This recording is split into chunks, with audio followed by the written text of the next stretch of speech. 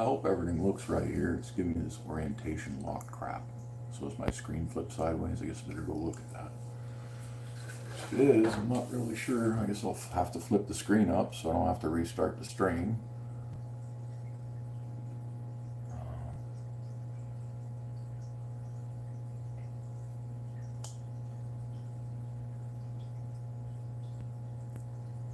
App's been giving me a hard time today. I'm not using OBS because I'm really not equipped to broadcast from the tanks with OBS very well.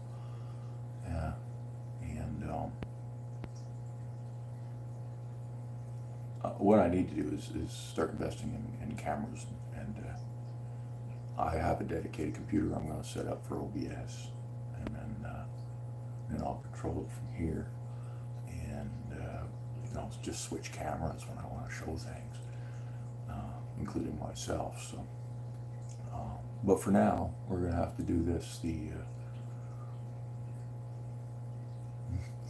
way I can, and that's like this. So let's see. So yeah, error on the screen, but orientation looks good. So we're just going to keep rolling. Good morning, Jeff. Good to see you. So we have a conundrum, and that being, I guess we'll go look at it. I have one pair of discus that laid eggs 2 days ago. And my water is somewhere in the neighborhood of 5 or 6 days old at this point in the 90-gallon, which, by the way, it's fine. It's fine on the test kit. It's clear. It looks great. My bubbles aren't even popping they're popping pretty quick today. They look worse yesterday, and I haven't even done anything.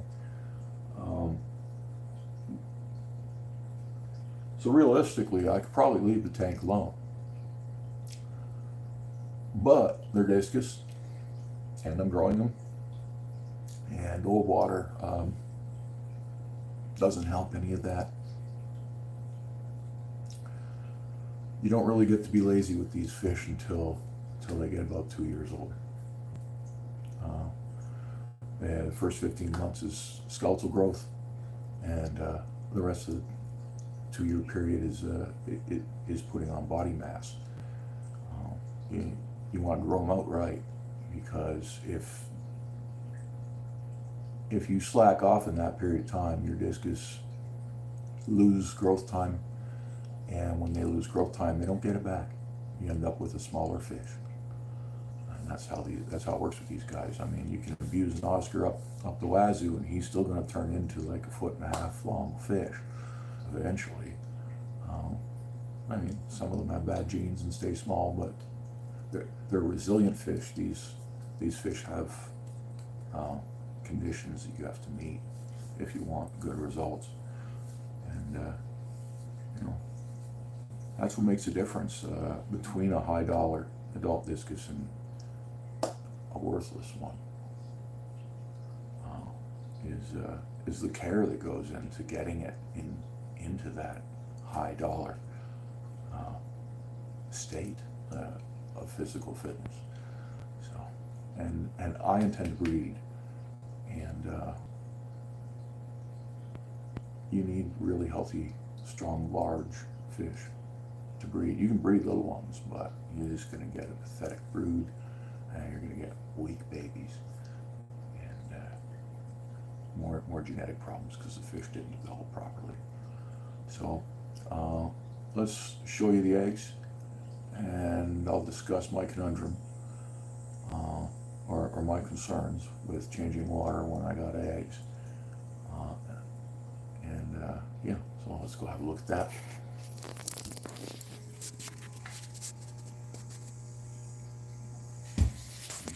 Glad you're doing good, Jeff. Let's switch the camera.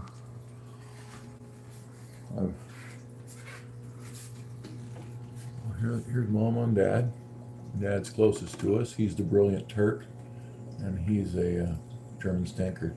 So you can see he's not mature because he doesn't have the little distinctive tail that this line is known for yet off the back of his fin. He's got a long way to go. But they try anyway, and they don't seem to succeed very well. Okay, no problem. No problem. Just listen in and make sure you're watching the road, buddy. Definitely safety first. So let's see if we can get this camera to focus better. It's kind of not doing a very good job on the eggs. She doesn't. I hate using this YouTube app. I really do. It doesn't want to zoom for me, so we're just gonna show you that a couple of the eggs look white. Hopefully you can see that. Majority of them still look good. All my eggs so far have pretty much done this. Normally there's a lot more white ones by now. So what's turning them white, I don't know. I've tried everything in separate tanks in the works, and it just still happens. I was told my fish are just too young, and this is part of the process, and eventually they'll get there. So I'm giving them cones to practice, but I'm not expecting babies. At the same time, I don't want to wreck up any chance I could get some hatchlings, and I need to do a water change. So I have to do this without disturbing them as much as possible. And my usual routine would be to drop the tank all the way down, which would expose the eggs to air, probably kill them, and fill it back up.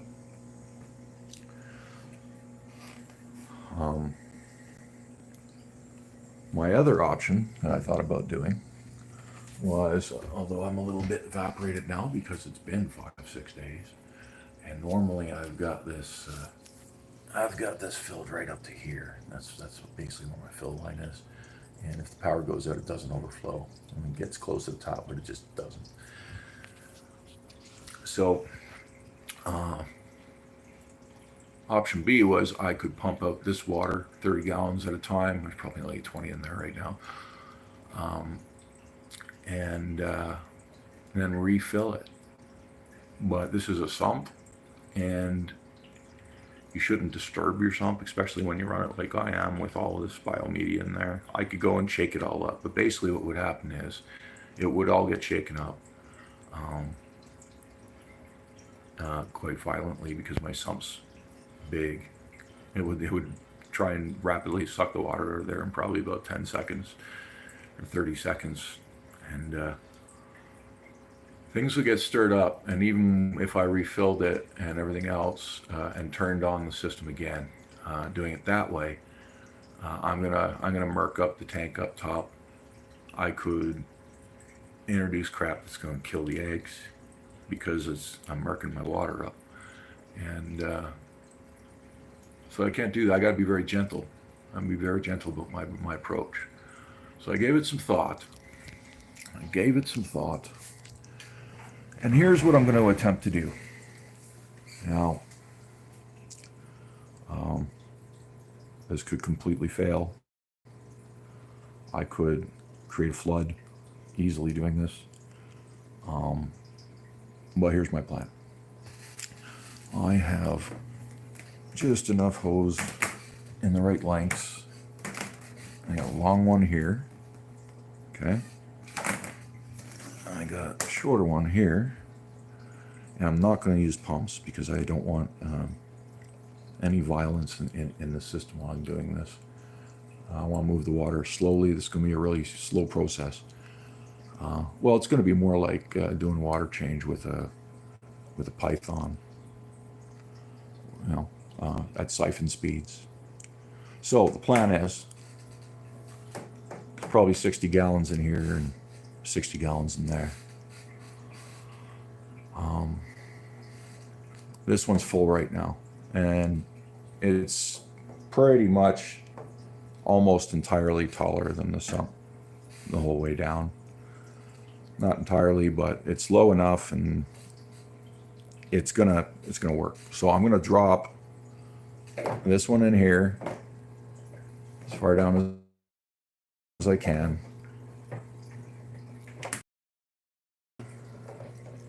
But I won't clamp it right now. I'm going to run that one in here and clamp it. And the problem is I don't really have enough clamps to get this all done, but we're gonna figure it out. I need to buy more clamps because I know, I have enough for what I normally do, and but I'm gonna get some more. So anyway, I'm gonna clamp, start to siphon. This barrel is gonna start running through here. This hose is a certain thickness, so I'm expecting the speed is controlled by the thickness of the hose and gravity. Then I'm going to take the long one, same hose thickness, and I'm going to put it up in here, okay, just into the tank, and then I'm going to run the hose out my window, and it's really long, so I'm going to send it onto my grass. That'll help my grass grow, although my grass is beautiful. My grass will enjoy this tank water. I really should be, for the sake of my lawn, giving it my tank water, but lawn doesn't need it, and it's been much easier to pump with the sump, just down the drain, unfortunately. So sometimes you just, when you got a lot of work to do, the lawn doesn't matter. So I'm gonna put this in, and I'm gonna siphon this out my door onto my lawn at the same time the barrel's siphoning in. What do you guys think is going to happen to me? I'm going to leave the sump running. I'm hoping that the flow rates are going to be similar enough that it's not going to overflow or it's not going to drain the sump too quickly. The tank's going to maintain its full volume, and I'm just going to slowly refresh the water this way. Now, it's a weird way to do a water change. And as this drops and creates some space, I will then put in my gravel vac hose into this one and start sending the water from this one into this one, while this is continuing to do its job, hopefully at the same rates. And once this water disappears, I will stop the process, and my fish shouldn't even know it happened because this water's been pre-treated, it's temperature matched and preheated, and it's ready to go, and it's fresh. It's not full of poops and peas and old food or any of that. So what's your opinion, guys? I haven't looked at the chat yet, but do you think I'm aiming for disaster with this approach? Am I going to just flood my kitchen? Am I going to have different flow rates from one tube to the next? I don't know what to expect, but if this works, I will effectively change my water without disturbing my brooding fish, and that's the goal. So I'm going to put the camera down, and we're going to look at the chat, and then I'm going to try and get these hoses in a way that's going to work, and we're going to try this little experiment and see what we get.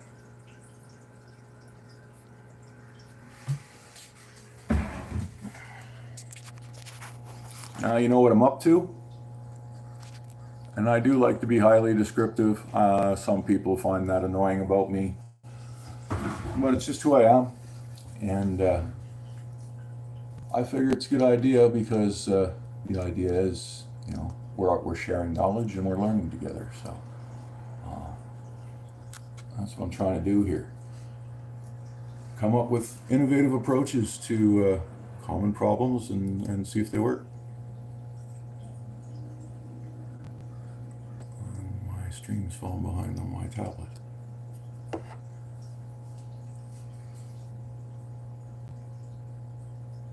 Eggs can be extended to air for a short period. Okay.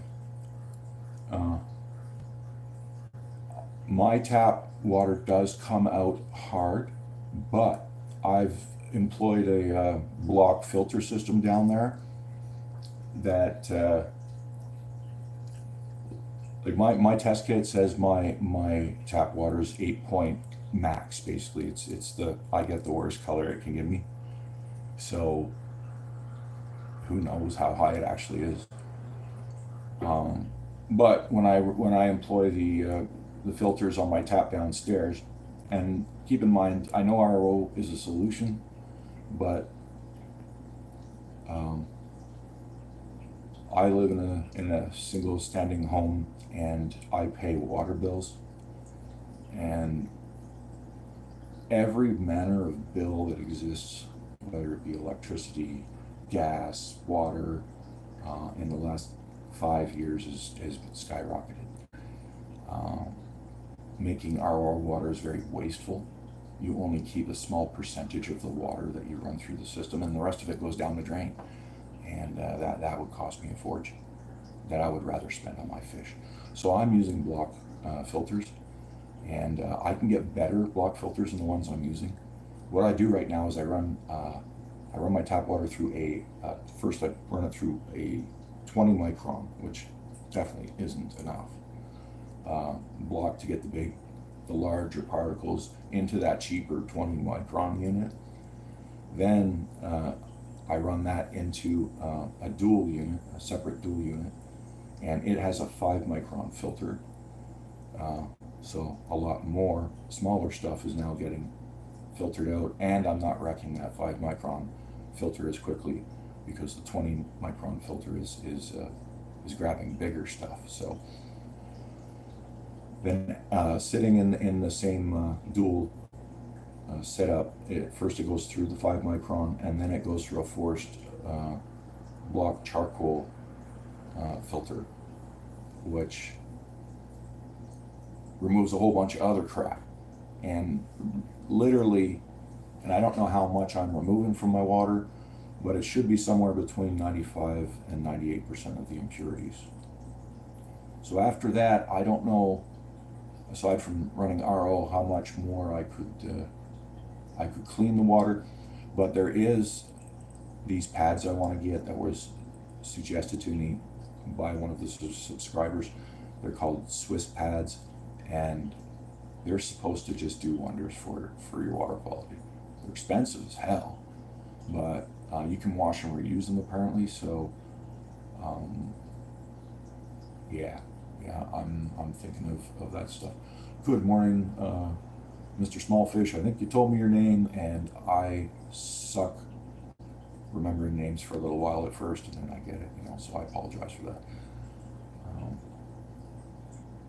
It's a problem. Like when I met my girlfriend, there were, or my ex now, but anyway, nine years ago, there were times where I would forget her name in the first week or so, and I was terrified because how could someone do that, But yeah, I do it.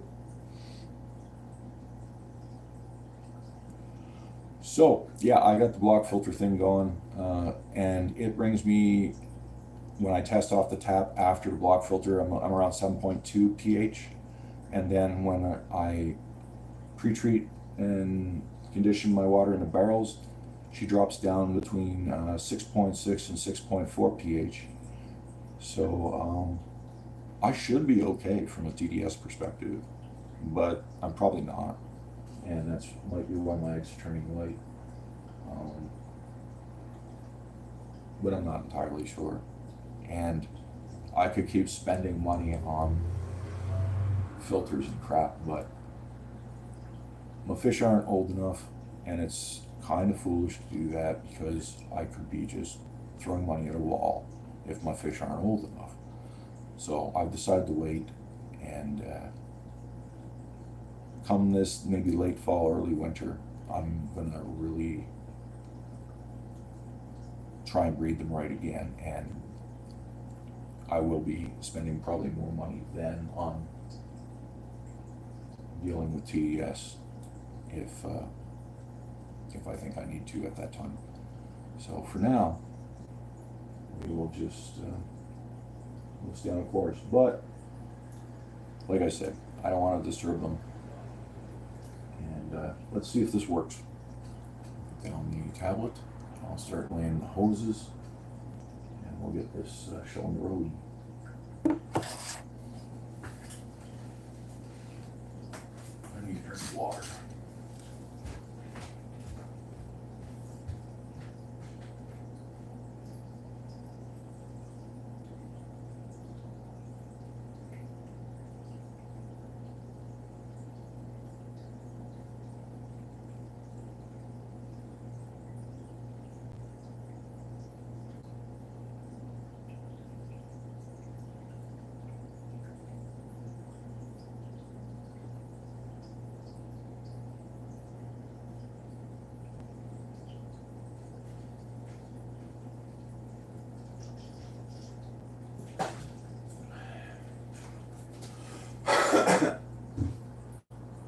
You think I'm going to flood the place?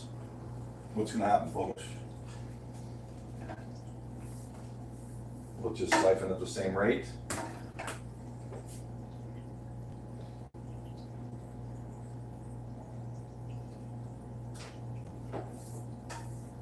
This is going to be tight with this hose because it's almost not long enough to pull this off. But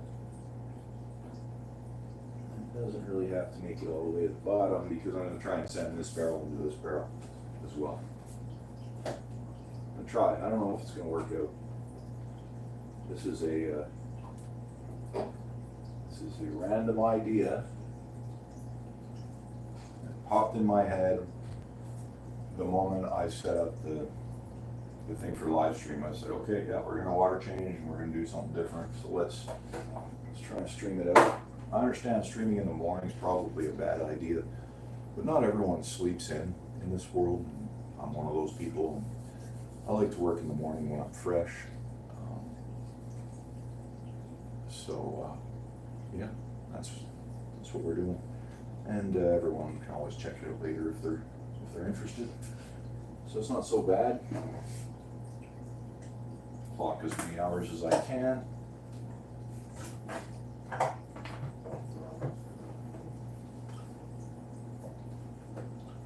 I am going to disconnect the heaters and the barrels because they will eventually drain. It's always good to let your heaters cool down a little bit before they get dry because they can stay warm for a few minutes.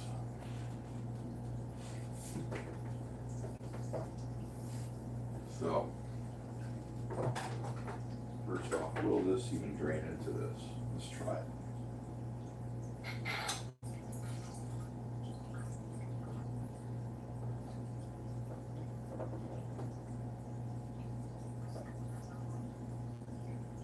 Doesn't seem to.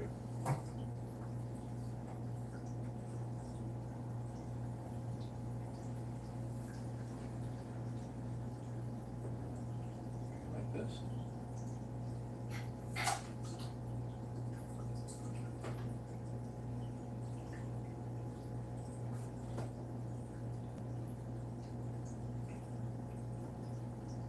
Yeah, because it's sort of level here. I don't know, but I can bring the pump up and take care of that too. So, which I'm going to do right now, just in case it needs to happen. So I keep this as a continuous flow thing, at least from these two. That is lower, so this will work. And from the top of the tank to my kitchen door window is lower, so that will work.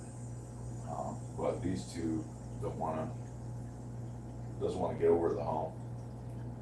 So I'm gonna have to pump. I'm gonna have to use the sump here. I'll go get that now.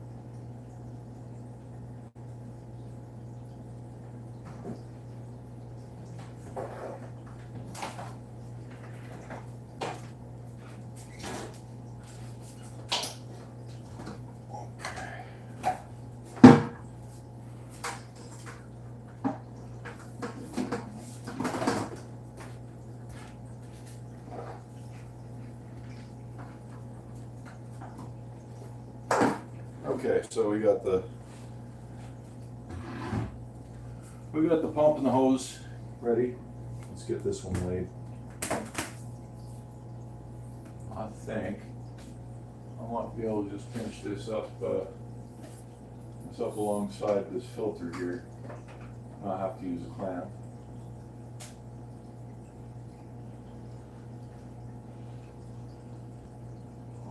But we'll see. Slide her over. And slide her back.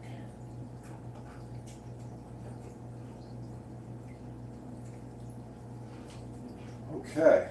This one out the door. Fun, fun, fun.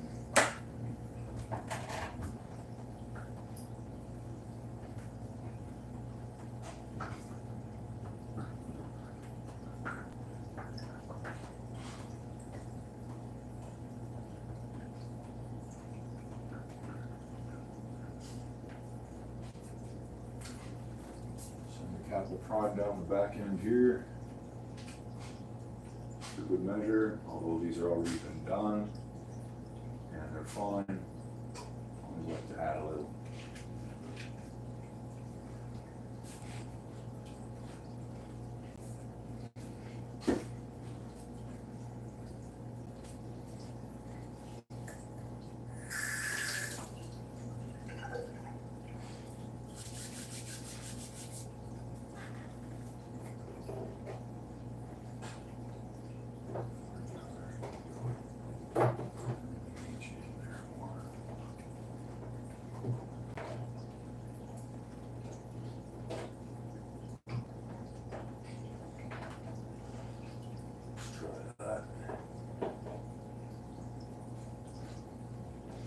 Enough room to make it over here, and it is. Gotta watch the old pants on the camera.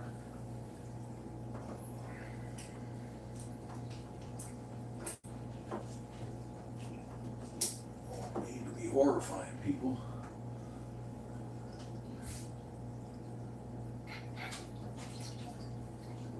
As predicted, this one's running fine.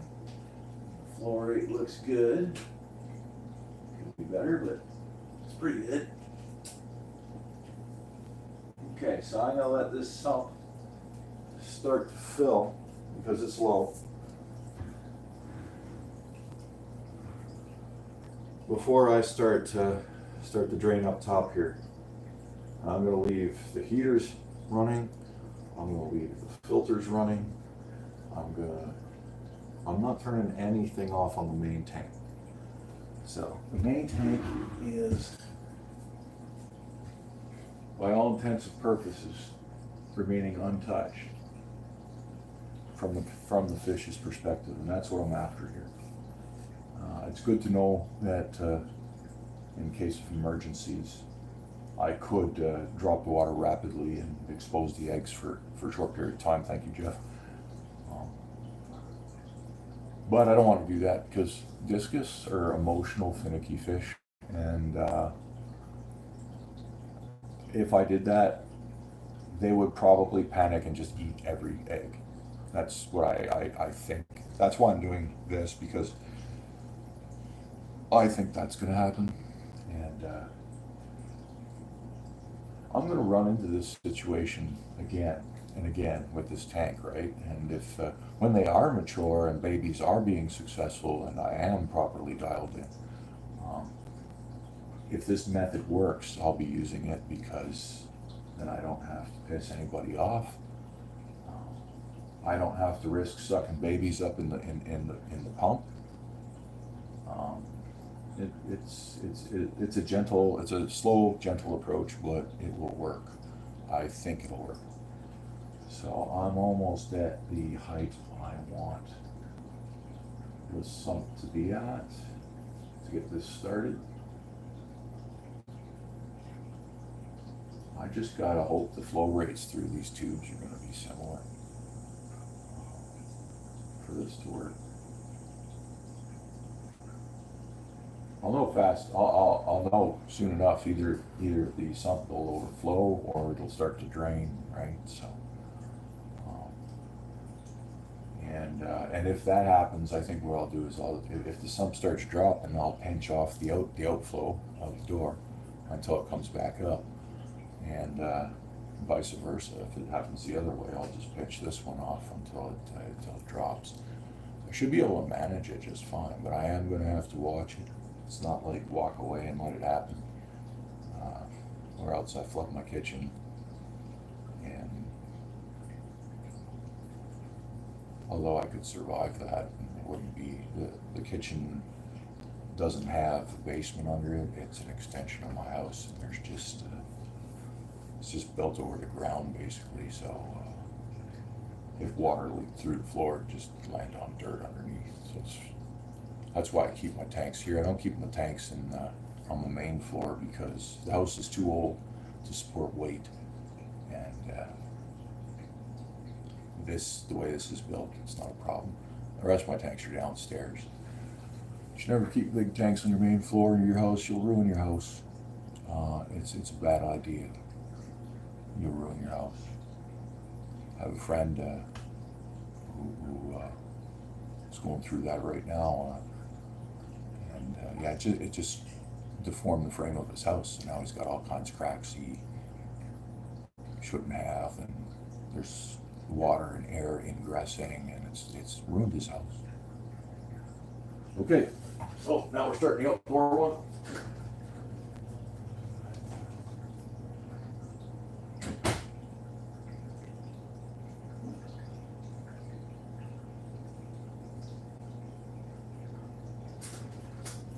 And it's running.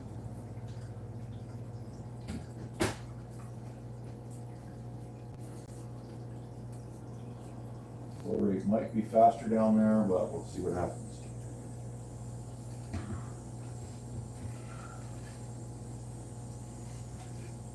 It's kind of going downhill and it's going down my steps, so the water might be picking up speed that way. And not as much of a downhill trip from the barrel to the sump. So I expect we'll probably see it the sump drain faster than it fills. Let me show you what's going on down there. I'll let you guys see that.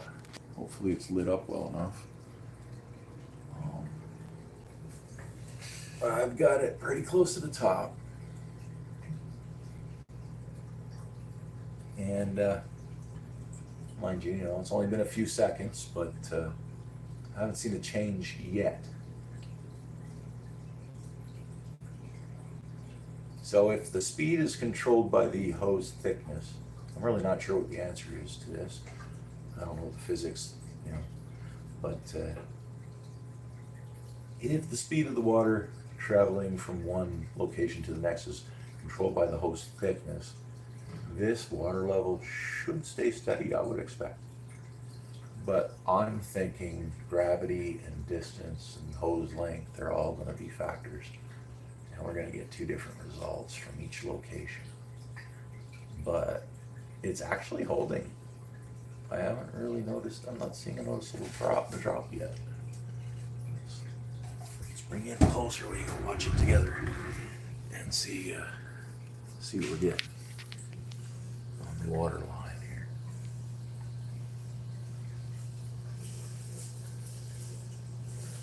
Seems to be holding.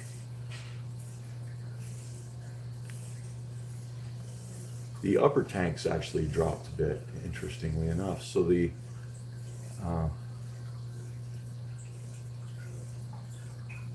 sump's holding here, like it always does. It doesn't seem to understand that this is happening to it.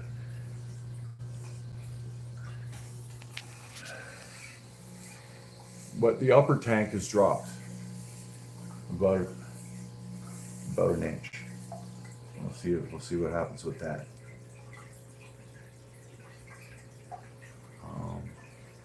Very interesting. And that's okay, because it'll only drop so far before the overflow just stops working, and then it'll fill back up and the overflow will start working. So this might actually be foolproof, folks. This might actually be foolproof. I'm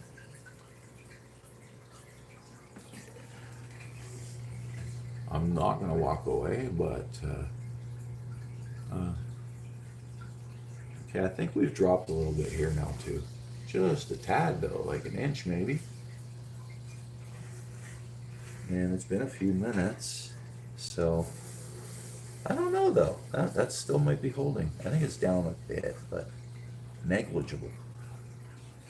We're still dropping up here. But I'm not even going to worry about it because that just means the overflow will quit.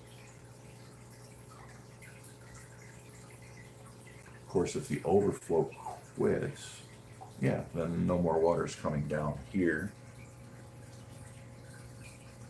And then this drops a bit until this catches up. Very interesting.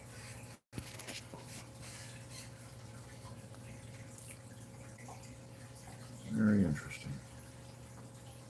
Let's check the barrel. See how much water we have moved so far.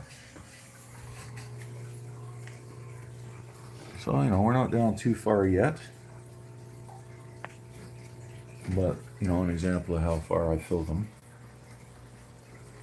And we've moved that much so far. So it's actually, it's going to take some time, but it's not going to be that bad. I'm kind of liking this. This is it's going well. Very, very well. It's almost too easy. And the only pain in the butt part I'm going to have to do is pump this barrel into this barrel. And I'm not even going to start that until we're about 3/4 down because it's going to happen very quickly in relation to what's going on here. I'll wait till halfway and I'll top it up and then I'll stop it and then I'll do the other half after. And just do it that way. Keep things simple. It'll also keep the water height higher than the sump.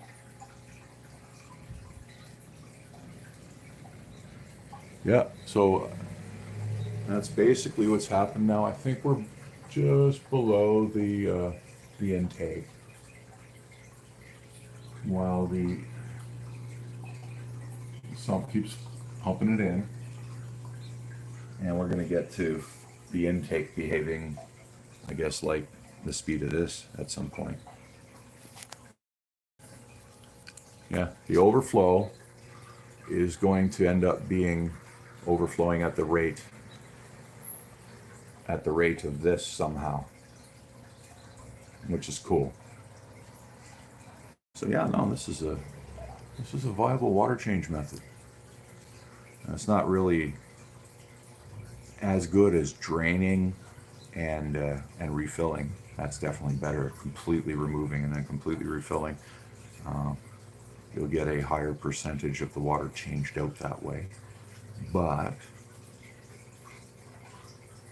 this is still going to work, and it's still going to keep my fish happy, and it's going to reduce any negative levels in my water. So quite pleased. It's actually so effortless.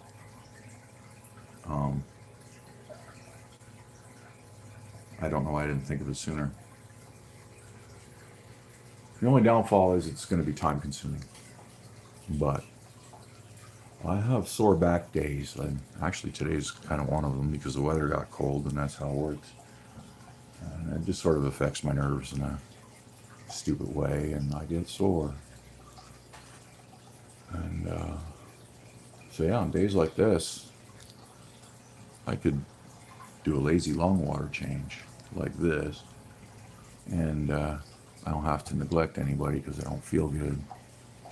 It's kind of nice to have alternate methods. One of my batteries died on the 2.8 backups I had down there, so I removed one.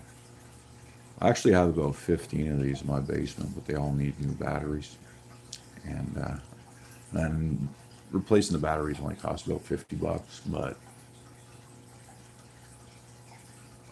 I have them when I need them, and I'll just buy batteries when I have to. It just means half my filters won't run for when the power goes out. And Right now I got this one on heaters, so, and I haven't changed it. So it was half my filters, both my heaters. And this setup would keep me going for a little over 2 hours in the event of a power failure, and then I would need to think of something else. But we're normally in my city, a power outage is dealt with in 30, 40 minutes. They're pretty quick about it, unless there's some kind of natural disaster, which is rare as fuck. But I do have a gas powered generator to deal with that. I just have to drain some old gas out of it and get it operational. Run a carb kit on it, and I should do that though, because I do need it to be ready. Okay, let's see what's going on here. Oh, Jesus, sorry, I should show you this.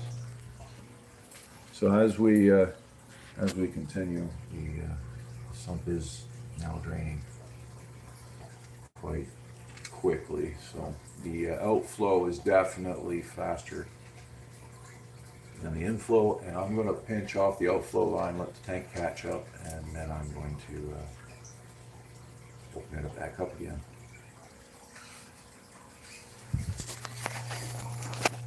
How do I pinch this off? With one of these. See if that works. No, it's not going to work. Looks like it's stop it, but I don't really want to stop it. There, so, finally,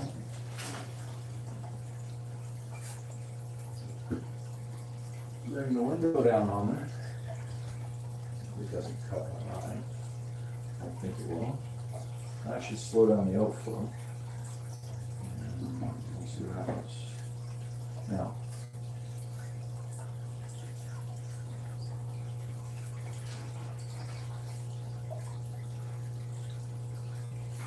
we're still way down in there, I hope.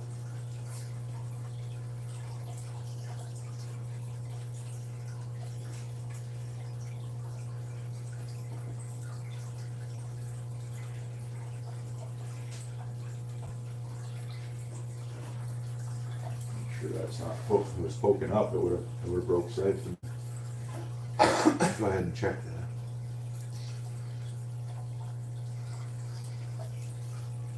What I'm hoping to see here is the tanks, both the tank and the sump are going to go up because they slow down the outflow. And it looks like that's what's happening. I can see the tank is on its way up. And then when it starts overflowing back into the sump will come back up. And when the levels look high enough, I'll open my window again.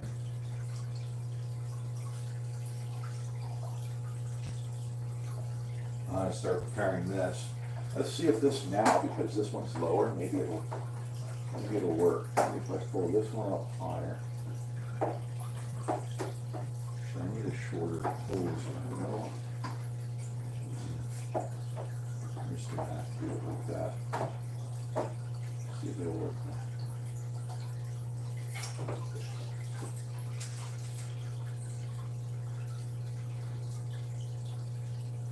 Well, looky there. What do you know? It's working.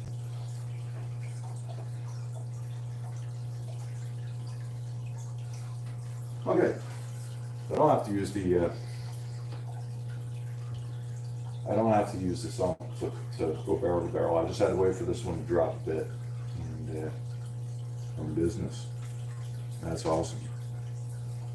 That's awesome.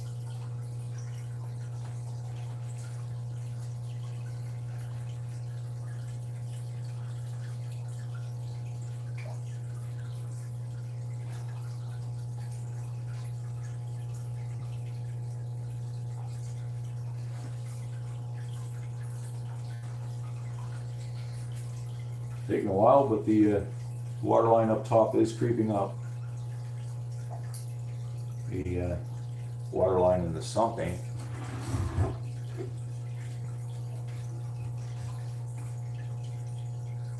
Not going lower though.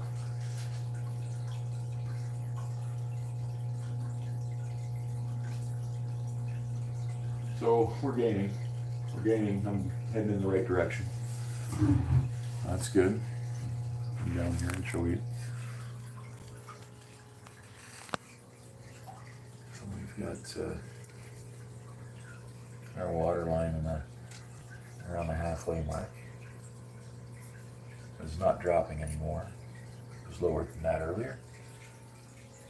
And the tank has been filling back up because it's still getting water pumped in from down below. And it's probably just hitting the overflow now. And we might be able to see that if we look. Yeah, no, I don't see water. Should hear it soon.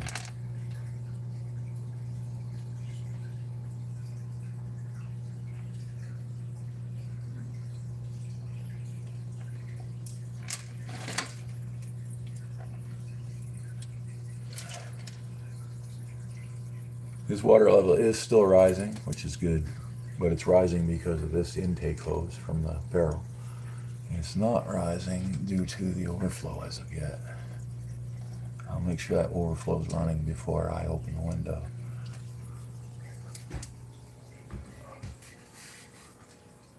But the top tank is almost full now. It should happen any second.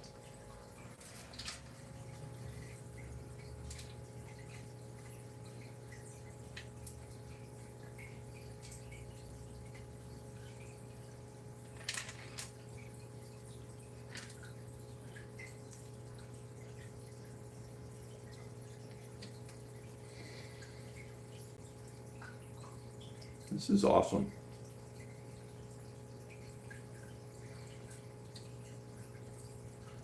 Eventually, my plan is the overflow pipe out there. I'm going to redirect it, and the problem is I'll probably have to screw the tank up for a few days in order to re-glue it because I have to change the angle. I'm going to run a pipe all the way across, down over here, and it's going to drain out into this barrel, and I'm going to link this barrel to this barrel, and I'm going to link this barrel down the back into the sump and turn it all into one big system one day. That's future plans for this setup, and then I'll be doubling its water volume, turning it into like what this is 120.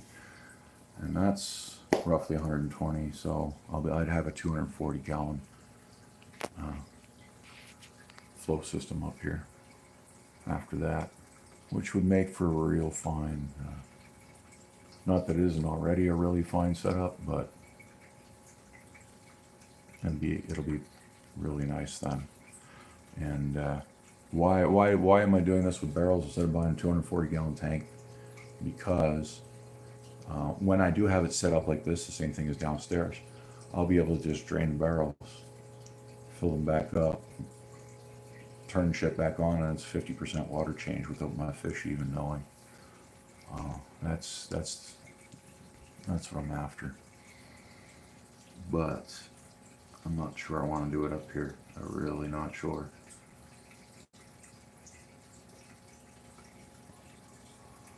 Okay, so we can hear the overflows activated. I can hear it. Yeah, I can see it too. That's good. I'm gonna let the sump catch up now. And then I'll open the window and we'll let it, then it's probably take 15-20 minutes to get back into the state where I have to close the window, sort of thing. So, I don't know. The window thing's kind of weird, but it's working. And I'll have to break siphon and suck on a hose again. I hate doing that when it's all wet. I don't even know what's going on. No clue. No clue. Not even slightly worried, just acting normal. Not gonna stress them out, force them to eat their eggs. It's not gonna. Ely back there is just waiting for an opportunity to eat those eggs. He knows what they are. But these two, this pair is really good at defending, and they'll send him on his way, and he knows it. See, she just said fuck off. But Ely's learned to eat other females' eggs, and he knows what's going on. He's not violent about it, and he will respect them. He just tries to sneak in every now and then. All the other discus are respecting their space completely. They don't even have to get vicious about it. They just give them a little warning, and then you'll see the discus turn around and go away. Everybody's kind of cooperating. It's kind of cool. To the point that if babies did show up, I'm not even sure the other discus would want to eat them. Ely sure as hell will. But I've watched these cuckoo catfish go over the eggs, and I think they were grooming the eggs. They did not eat anything. They groomed my discus, and I believe they were grooming the eggs. I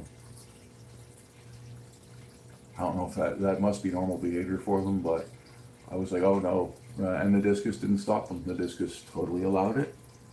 Didn't fight them off the eggs, and the cuckoo catfish did absolutely no damage to anything, and just sort of did its thing over top of the eggs. Very interesting observation. I wish I had that one on film last night. I was looking over my yesterday films, and I actually did sort of almost record it, but the camera angle missed a different occurrence of the same thing. So if you check that out, you might see that spot. I think it was a short, and I was focusing on the cone, and one of them did come up the background and do what I just described on that short, but I didn't realize it at the time. So I think that's a pretty cool thing. Those fish are awesome, those pygmy cuckoo catfish. If you have cichlids, definitely get some of those in your tank, because they naturally just like to look after cichlids. They're a parasitic fish, and yeah, just read up on them. They're really cool. They're really cool. My arm's getting sore, so we're gonna put the phone down. Switch the camera out.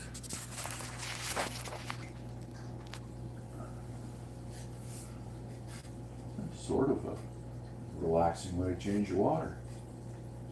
You just sit here and enjoy the uninterrupted, beautiful tank, and just make sure nobody floods or the sump doesn't dry out.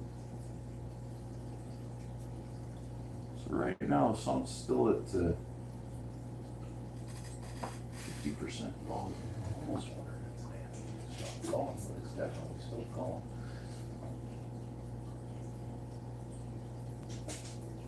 Stay put. Thank you. Definitely still flowing. Oh, breaks. No, that's pretty good. It's pretty good. And this barrel is dropping. So these two are, I think they're trying to equalize, oddly enough. Looks like they're trying to equalize.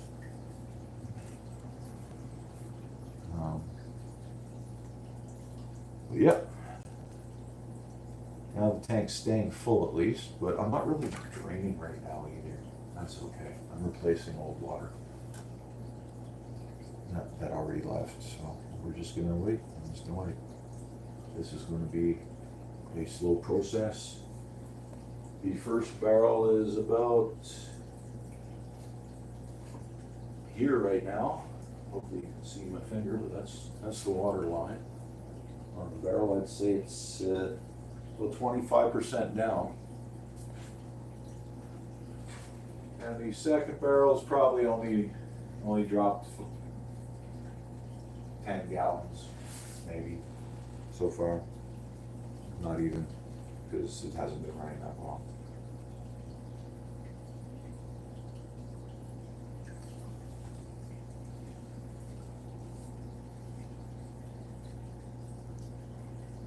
I did want to pull out that central log and cook off. There's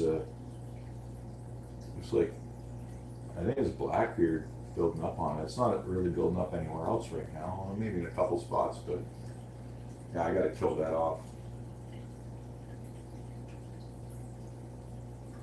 That method may be harming my fish, but I'm not 100 on that yet, so I still need to get rid of the blackbeard. I just cooked the whole lot in my tap water is very hot. It's almost boiling. I don't have young children in my house, so I crank it up. And so I just drop anything that's too polluted with algae, and it's not alive into hot water. I cook it, and drop it back in the tank, turns into fish food, and problem solved. The non-chemical way of dealing with some algae growth without destroying anything.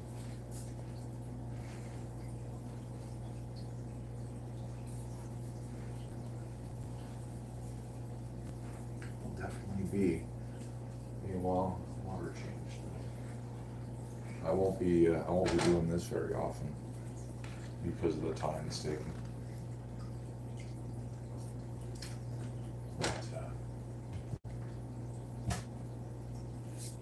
We will be doing it this way if I have eggs and babies in the future, that's for sure. If there's eggs and babies present, then it's slow mode. I'll figure out a way to sort of improve on this idea, but put a little thinking into it. I bet you I can come up with ways to stabilize the rates and make it a little more autopilot. I haven't looked at the chat in a while. Sorry about that, guys. We're gonna go come here and check it out now. Yeah, Yuli's super cool. He's one of the tank's stars for sure. I get lots of comments on Yuli. Oh god, I have to really scroll up here. You guys have been busy. Should have been paying attention. Sitting here yakking my face off. Hello, BG Shrimps. Good to see you. And Atkins Nature Aquariums as well.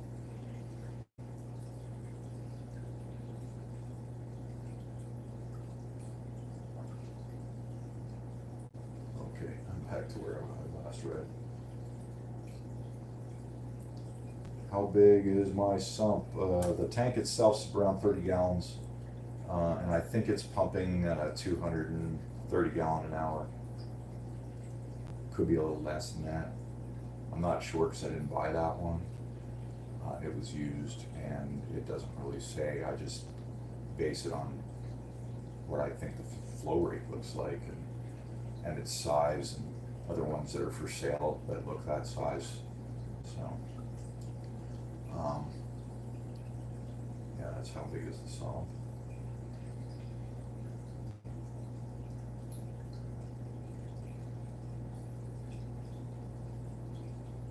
Heart test this morning. Oh, I hope that, yeah, watch out for the heart stuff. I was having some heart stuff too. Creeps up on you. I thought I was fit as a fiddle.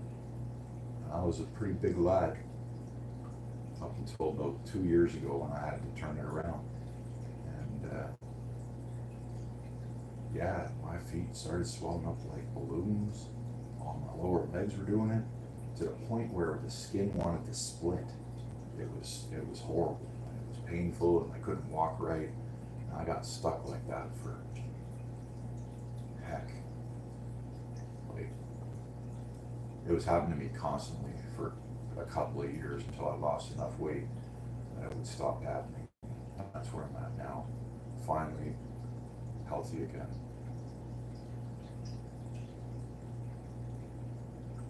Mrs. Starr, are you draining and filling at the same time? Yes, I am draining and filling at the same time through the sump because I don't want to disturb Mama and her babies, or her little eggs. And discus, if you scare them, they just eat everything. they'll even eat all their babies. You do a water change, and it's too disruptive. So I'm trying to come up with a way to do that when I have eggs or babies in my tank in the future. And this is what I'm doing. So I'm draining this. I'm draining this far barrel into this barrel. At the same time, I'm draining this barrel down into the sump, and at the same time, I'm draining the tank outside my window. And all the hoses are the same thickness, but the flow rates weren't exactly the same from place to place. So I got to manage it a little bit, but when I'm done, I will have changed out around 120 gallons of tank water, and the discus won't even know what happened.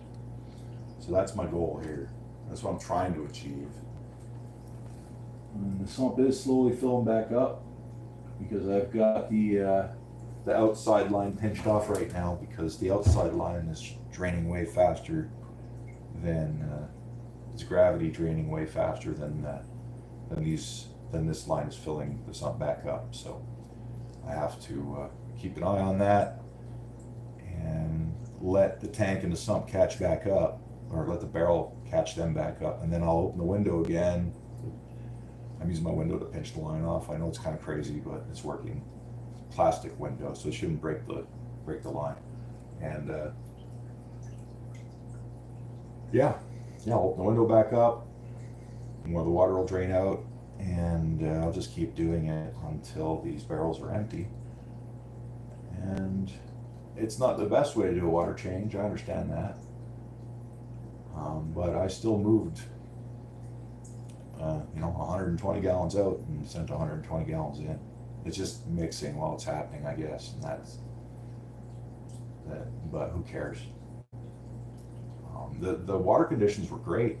I'm just due for a change. The water's 6 days old, and I could have left it, but I'm growing discus, and I can't.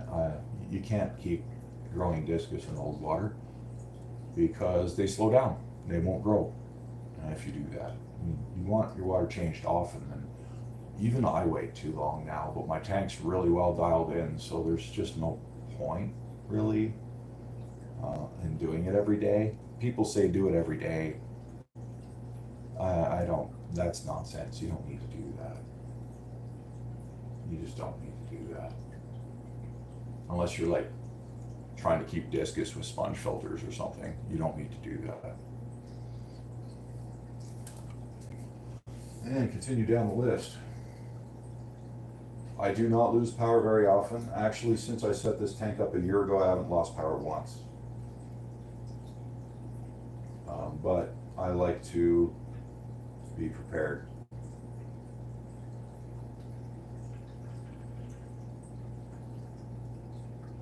Oh yeah, I got the generator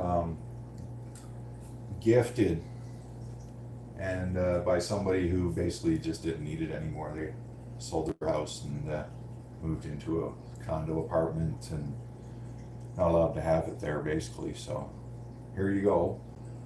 And he hasn't started it in a while, but it's a nice new modern mint condition generator. Just old gas. It needs to clean up and then get it running. Let it run for a little while. Air pumps are your worry.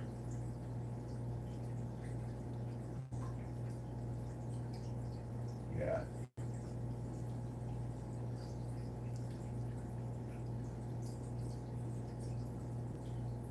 Wow, that's a lot of watts for air pumps.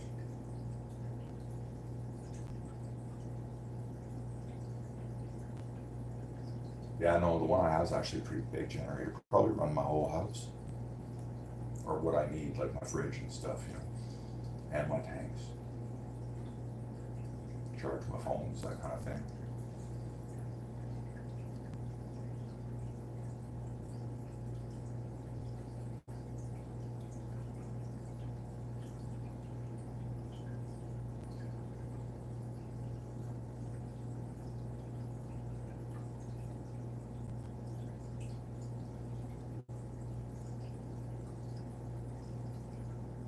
way. Your energy bill, GB, is crazy. In the winter, my energy bill looks like that.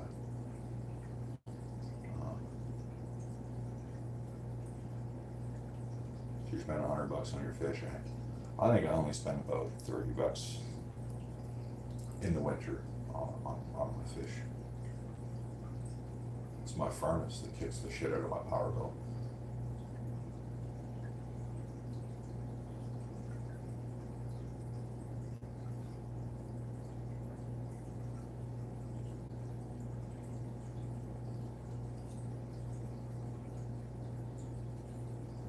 Yeah, yeah.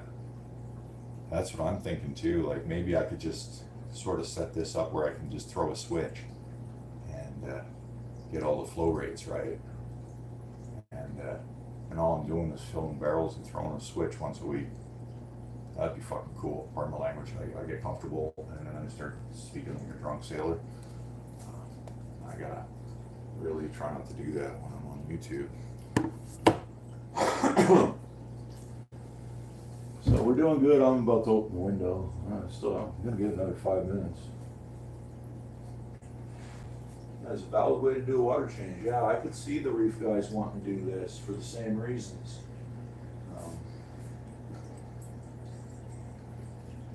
You gotta be real careful with that shit. Oh no, I just fucked the siphon over. Should've left that alone. I won't know now. Because they equalize. I got close to equal. This stopped working. Let's see if I can restart it.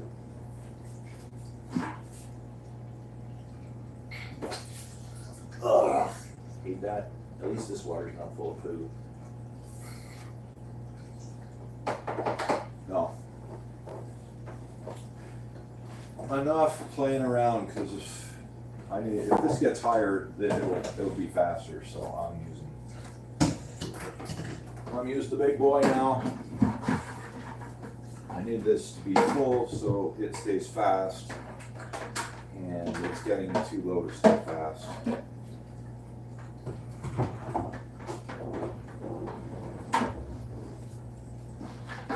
So it's time to do a little pumpy.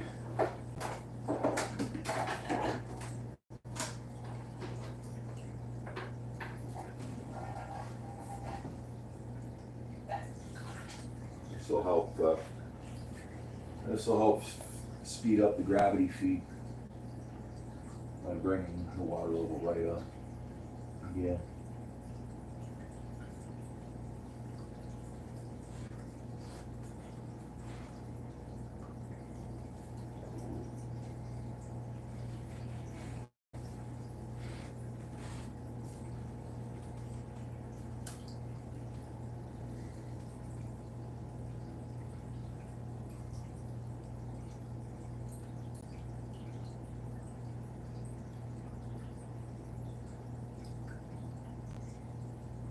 Duty dosing pumps. I'll have to remember that phrase. Yeah, that in and out stuff. That's exactly what I want to do.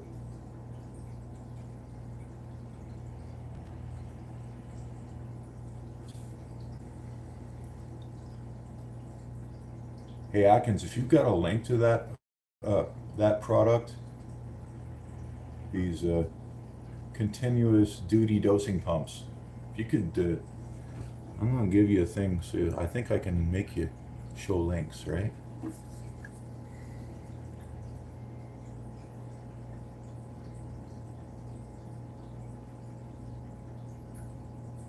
Yeah, that's what I'm trying to figure out how to do that.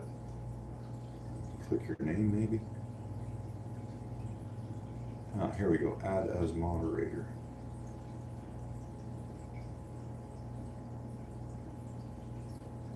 Let's see if this works. Did that work?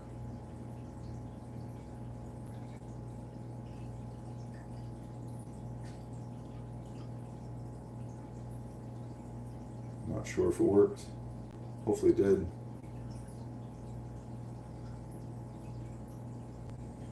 If it didn't for some reason, I have an email in my channel info. You can throw me a link to the product there if you don't mind.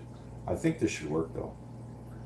But yeah, I like the sound of that, and I want to look into that because that would make it very easy for me to link this barrel water into my tanks without having to redo my my rear outflow pipe. If I could avoid doing that, I'll go that route because yeah,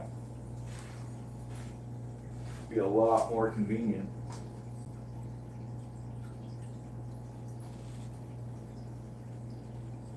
For now, I'm just gonna do things this way.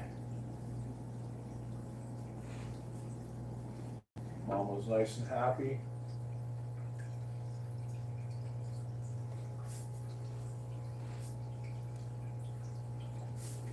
And let's give him a feeding. It's always fun. What the fishies eat. We'll give him a shrimp and bloodworm buffet.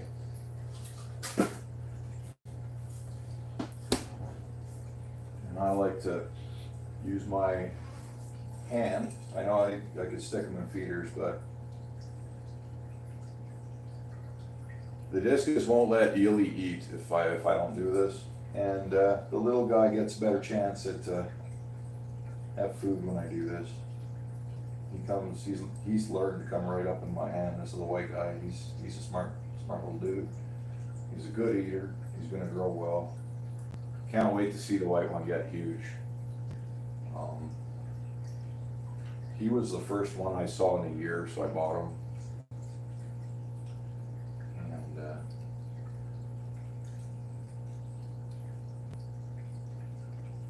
yeah. So I just make sure I do this because the big ones will just eat the cube. The dominant guys will grab the cube, run away, and just suck it down, and nobody else gets any. So you broadcast feed like that, everybody gets what they need, including Ely, who likes to eat off the bottom. If Ely's really hungry, he comes up to my hand, and if I see him like constantly hanging out around my hand, I'll save the end of the blood cube for him and I hand it off. He grabs it and he runs away. Like, those eels are really super cool. Yeah. Highly recommend getting one if you get a chance. Ely's specific type, like there's many kinds of spiny eel. Ely's called a half-banded spiny eel, and they are the most docile ones, and they're also smaller than the rest.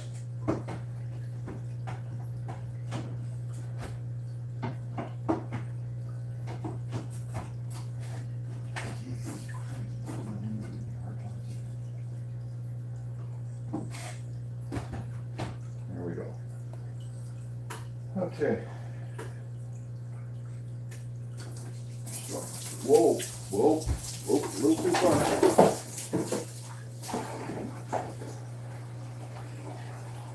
Flood.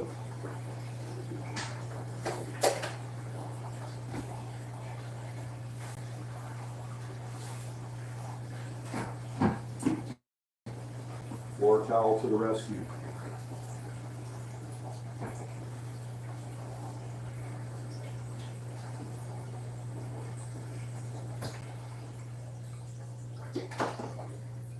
Not bad.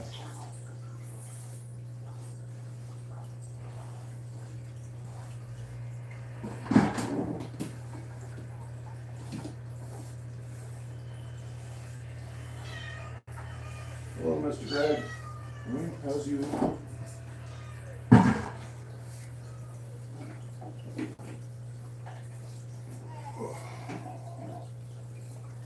Mr. Greg just woke up, so he's probably going to come in and start yelling at us. And if he does, I'll mute the mic. Because he can get loud. And it can be annoying.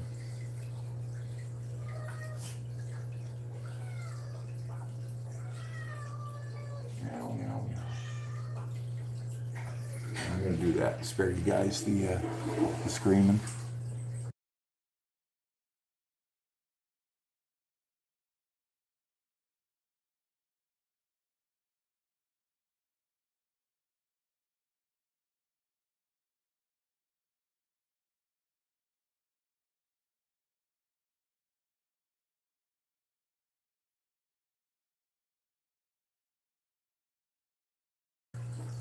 When Mr. Greg wakes up, he needs to normally come say hi. I guess he's doesn't like that I grabbed him. Hmm? Yeah, there's that.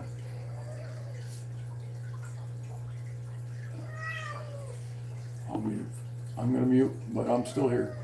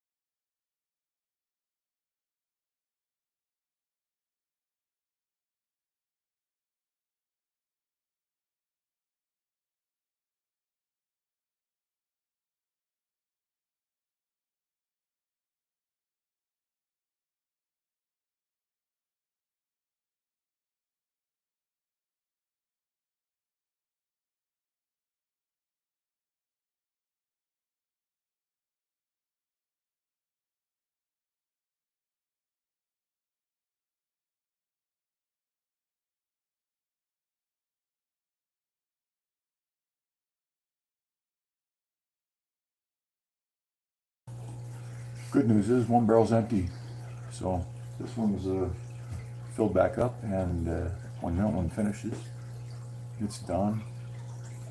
120 gallons of fresh water pumped into a 120 gallon system. So it almost sounds like 100% water change, but it won't be because it's mixing, but it should be like pretty good, I think. I don't know what percentage actually is going to be in the end, but it should be pretty good. Should be something in the 80s, 90s, probably. I'm not sure.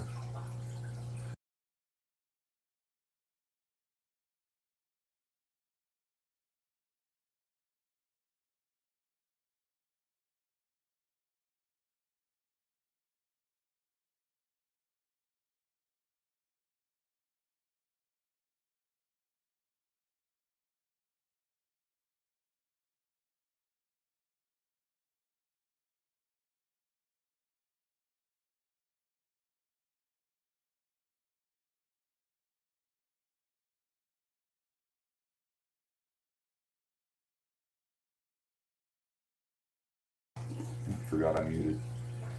Yeah, it's medical grade's pretty cool. Although I don't really need like super high quality, I just need something that pumps. But I like being able to control stuff like that.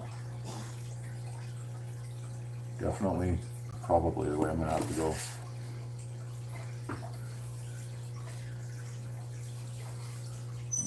Same thing's happening. You can see that one's dropping, and some's dropping a bit too. But we're good.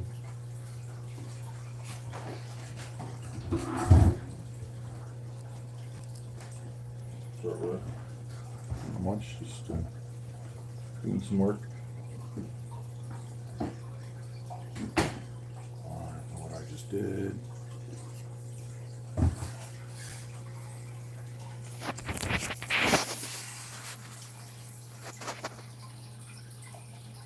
Check my good. Oh great, I don't know what I just did. And I think I just turned myself into black and white. What did I hit? This? Yeah. No filters, thank you.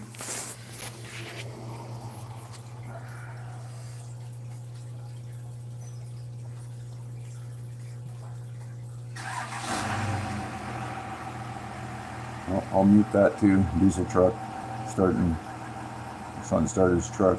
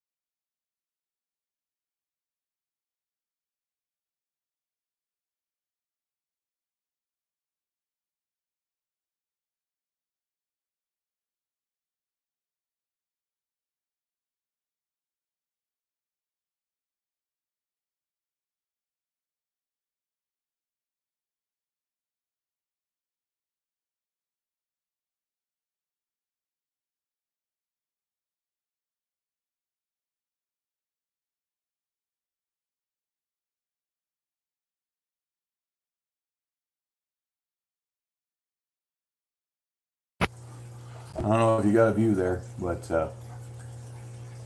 his truck is a 1998 Dodge Cummins 2500, 24 valve, and they made two editions of the engine. He got the first released version, and it's louder than everything that came after it. They actually had to modify. They released the first batch, and he's got one of those, and the engine was too loud. People were complaining, so they had to modify the lifters and make them shorter to make the engine quieter, and that took some power away from the later models following year and on. But he's got the original design, yeah, and it's pretty cool, but it's loud as fuck. What am I doing wrong here now? Oh, okay, something's blocking this.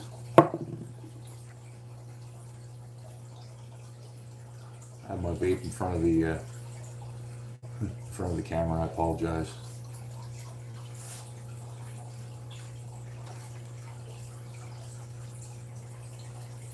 Yeah, it's a nice truck.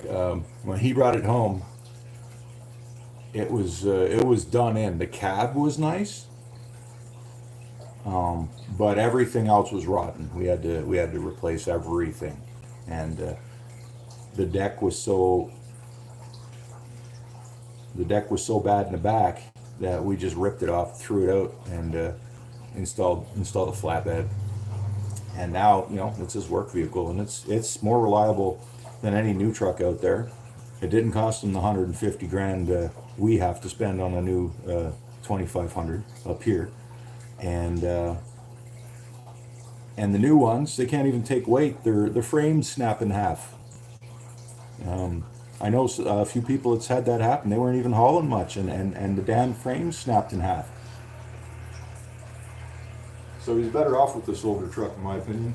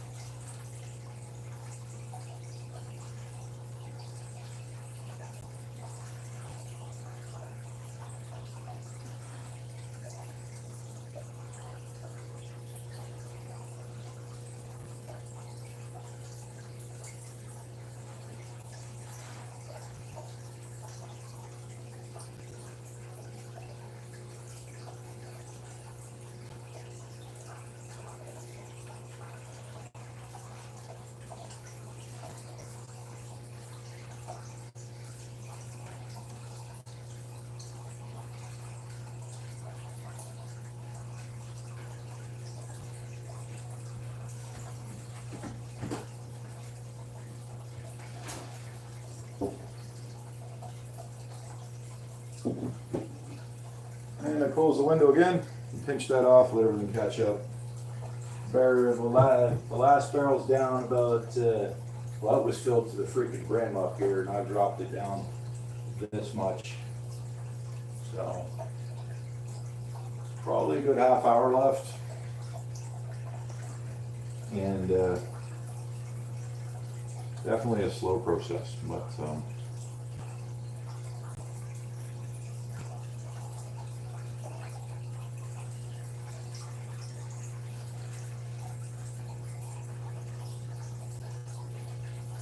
who knows, maybe getting the water freshened up like that will help my eggs survive. And then I'll get lucky.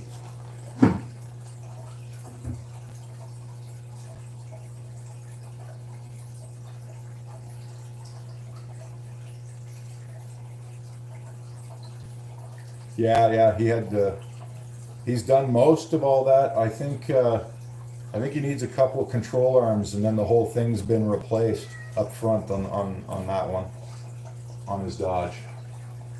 He's literally almost, even everything that could die, he changed.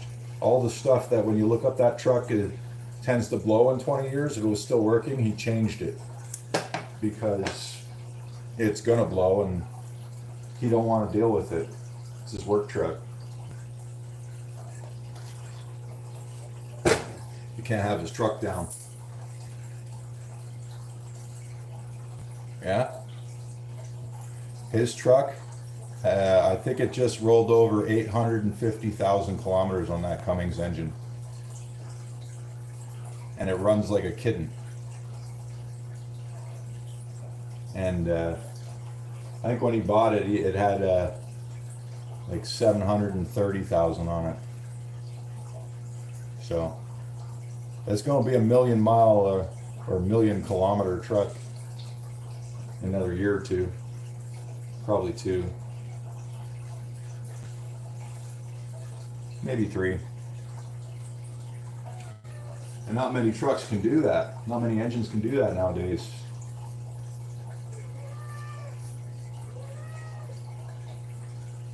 They don't even get close.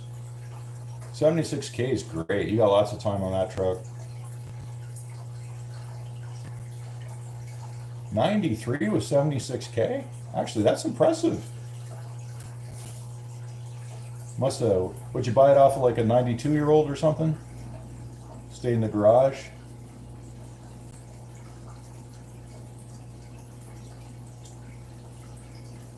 That's really not a lot of miles for a truck that old.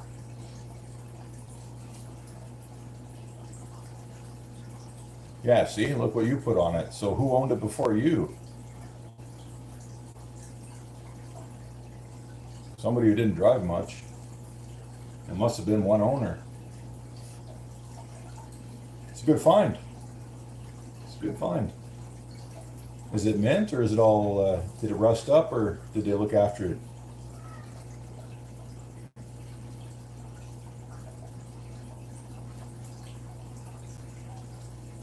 I only ask that because it's a Ford.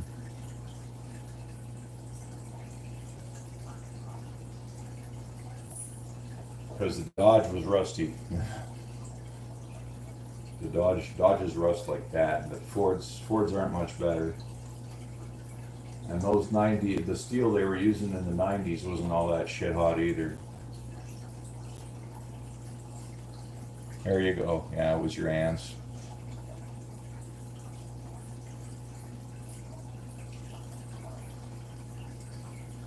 There you go.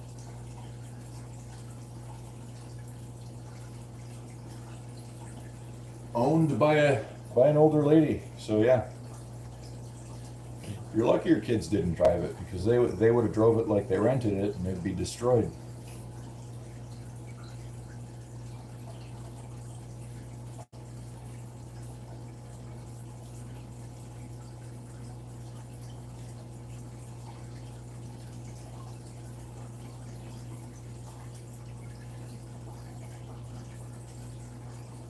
But I do thank you all for coming and hanging out with me. This is great. You know, I never expected YouTube would be like this, and I don't think it is for other. I don't think it is for other.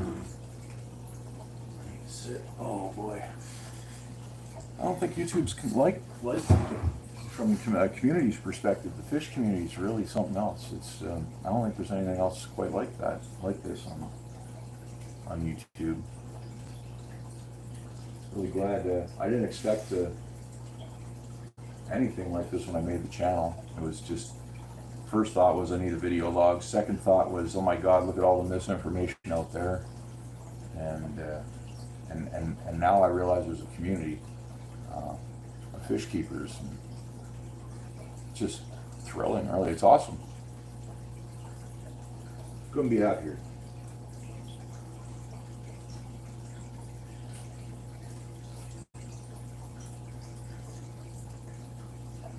Amazing how a fish tank can change a man's life.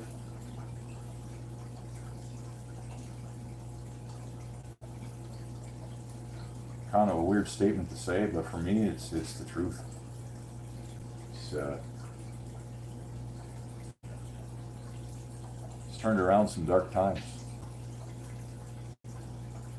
The world's bright again, you know. Things are positive. I wake up at 5 a.m. again, you know, like consistently every single day.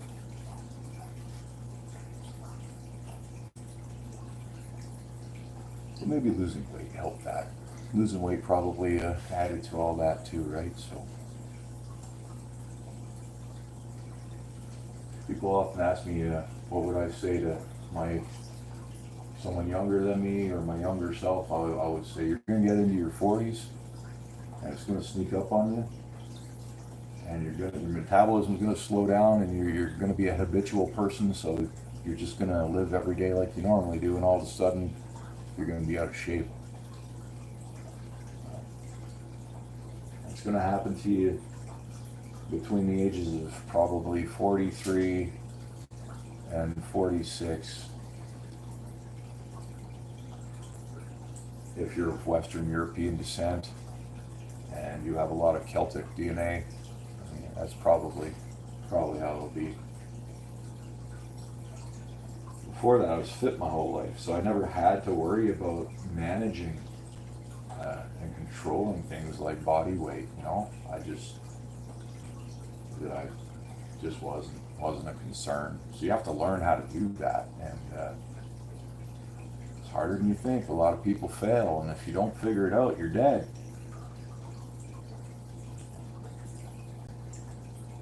You're dead a lot sooner than you should be.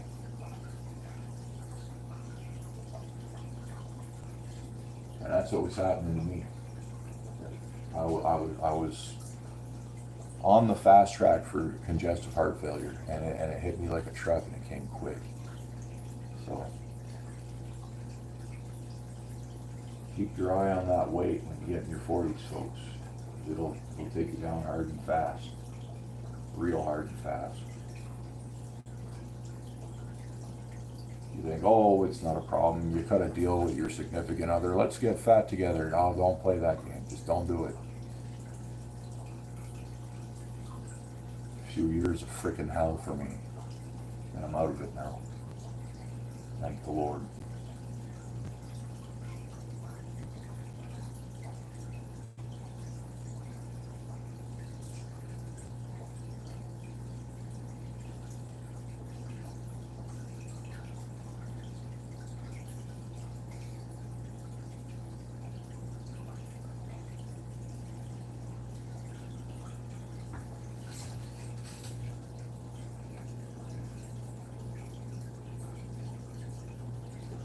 Down around here now, approaching the halfway mark.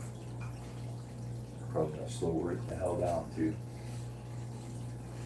I think I'm just gonna maybe employ the sump here and fill this back up.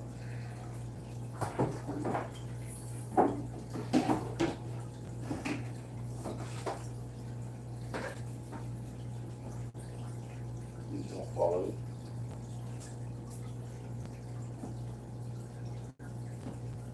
I have another one of these somewhere.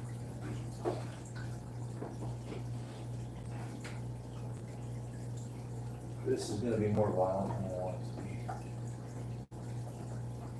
Try and point it upwards.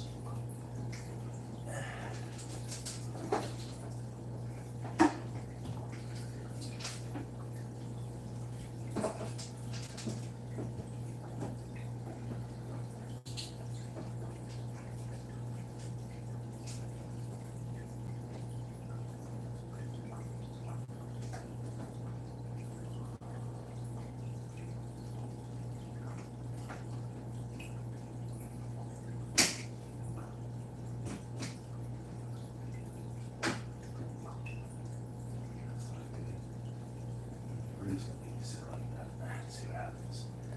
Maybe. Sorry if I expose my there here. That's what it is. Hopefully that doesn't go shooting over the edge. And let's try it out.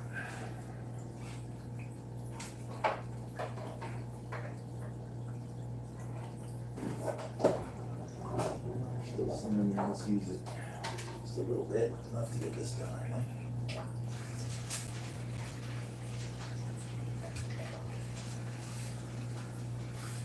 I'm using the pump, take too long.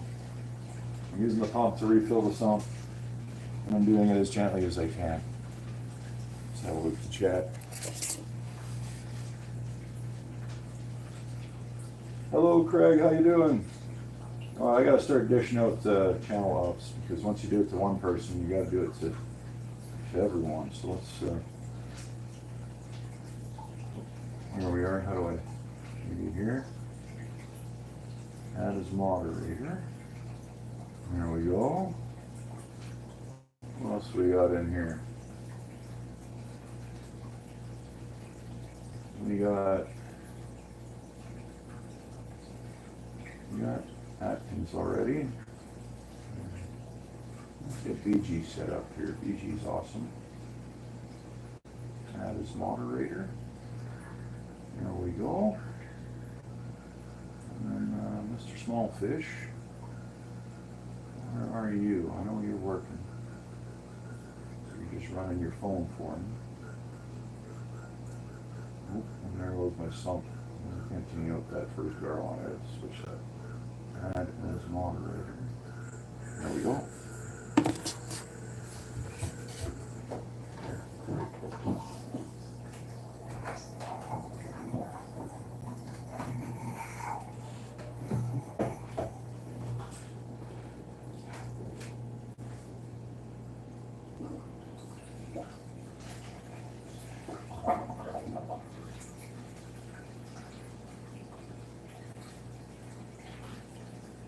And that sounds full. It's done.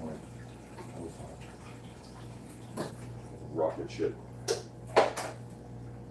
it means too violent. And it has clouded a bit. I really didn't want to do that. It's not too bad though.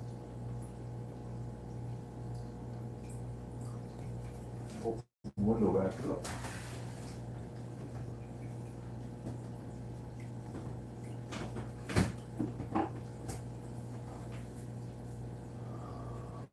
This isn't still siphoning. Oh, that'd be kind of neat for what?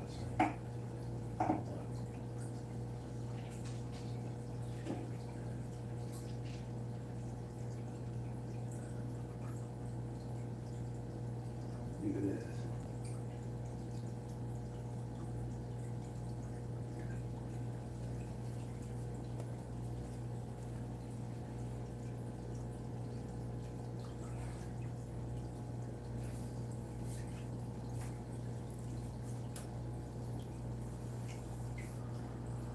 Well, I didn't want Merc, but I think I'll get a little bit of Merc.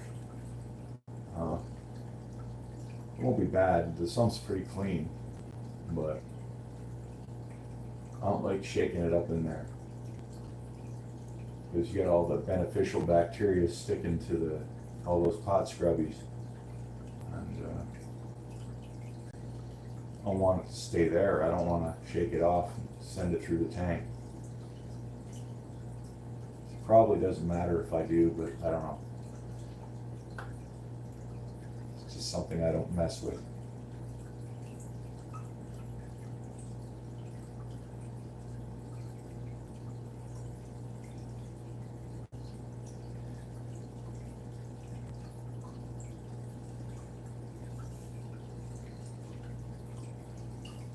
Tank temperature's held the whole time. The heaters haven't even had to kick in because everything's matched so well.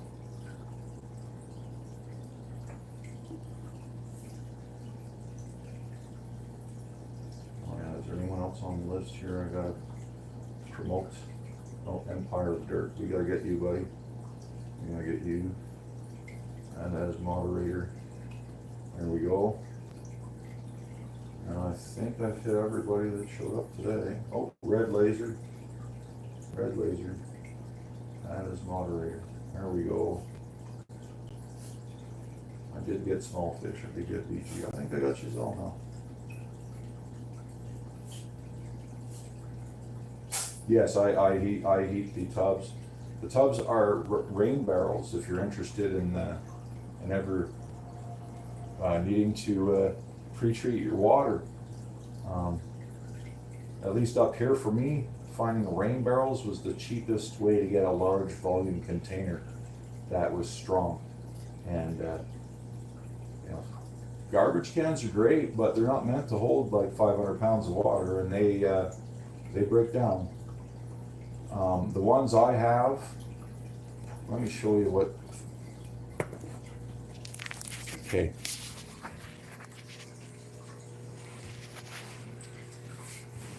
They sell these and they call them a 55-gallon drum, but they mean 55 gallons up to this line because there's overflows that would stop it from going any higher than that.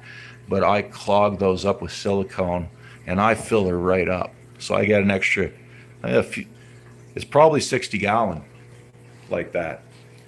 But they sell the ones I wanted to get, and I ordered them, okay, and they were on special when I ordered them too. They would have been 80 gallons. They would have been a little taller, and roughly the same price when it was on special. And when they were coming, someone at the warehouse screwed up and sent my barrels to frickin' Alberta, Canada, instead of Ottawa, Ontario. And then I got mad and I canceled the order because it was taking too long. And I was upset and I wanted my money back. And then I went and I found these used.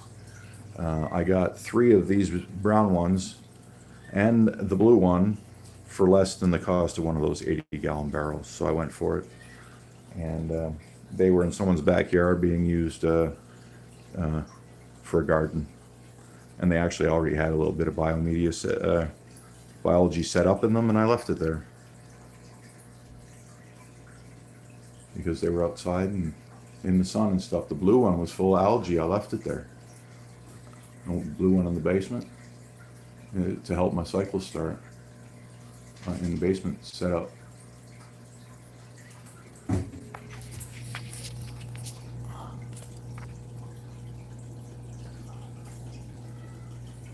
Yeah, I'm in Canada, Ottawa, Ontario, Canada. Yeah, I use tap water, but it's filtered. I heavily filter it, and then I pre-treat it in the barrels. And for this tank, I pre-treat it in the barrels, and I'll let it rest in between water changes, and then I do water changes. But I want to link these barrels into the main tank and turn it into one big 260-gallon system like I've done downstairs. But downstairs, I'm testing that setup because I want to make sure it works before I bring it here. Yeah, I'm Canadian. Yeah, I live in the nation's capital, Ottawa, Ontario. And,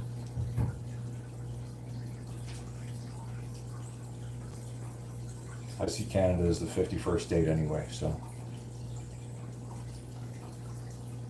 And it certainly will be if Russia ever attacks us, because that's how they've set up the treaties. It's literally set up that if we get attacked and our government is annihilated, America has the authority to assume that we've just become the 51st state and then intervene as if Canada has instantly become American territory and destroy the Russians. That's how the treaties have been set up. And I believe that was in the late 1990s when they made that one. They wanted to send a strong message because Russia started looking at our north and threatening us. And they've been doing it for about 25 years now. And with this war in Ukraine, they're actually increasing the pressure up north. They call a large chunk of our territory theirs. And so our military just went out and ordered a whole bunch of nuclear and traditional submarines to take care of that problem. But we only have 36 million people, and we wouldn't reasonably be able to defend ourselves from a country like Russia. We wouldn't even be able to, just from a manpower perspective, be able to do as well as Ukraine's doing right now.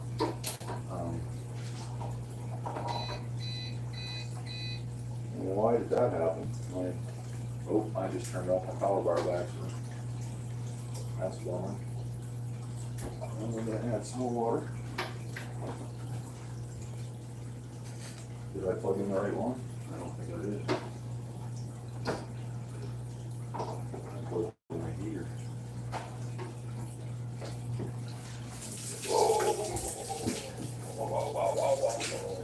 Whoa. Jesus Christ. Look before you leave. Pump water out all over the floor just a bit. The old towel's getting used today.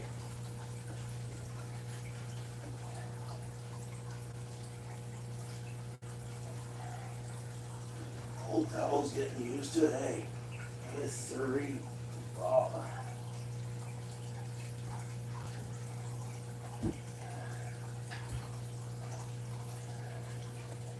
There it is. Floor towel weighs about 40 pounds.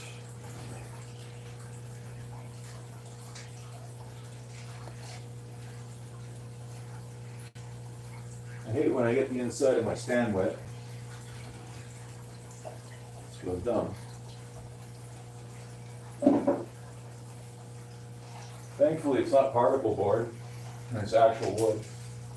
I don't know why anybody would even make a particle board stand, let alone use one. Because you're gonna have an overflow one day. And it's not gonna go well.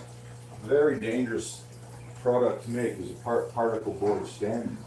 If you're running your tank on one of those, do what you can to get off it before the thing collapses on you and kills somebody.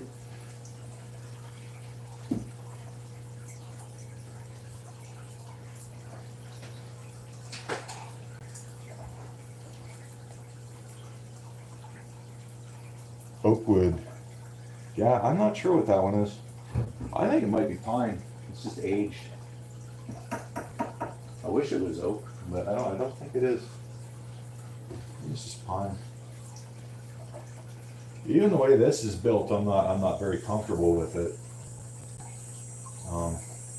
But it's holding, and it's been around for 20 years.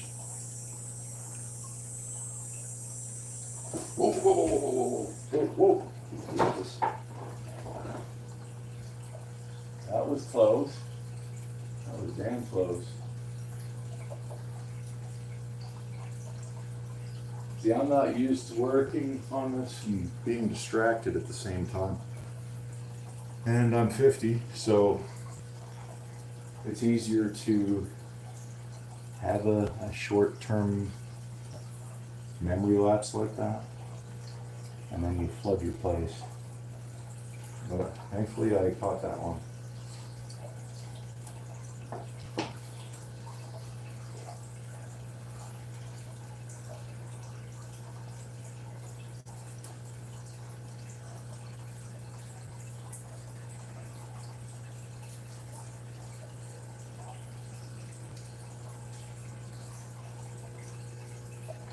We're just about done.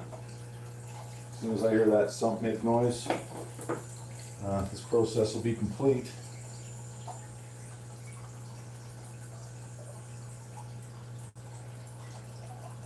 And I'm actually going to pinch off the window now because I might end up with not enough water.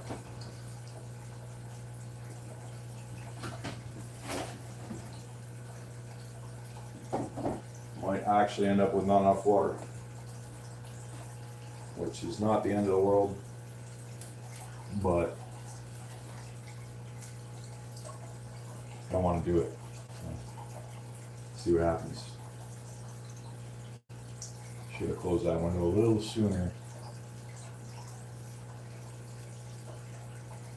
Actually, we can pull this outflow. I don't need to send any more out at this point. I don't think anyway.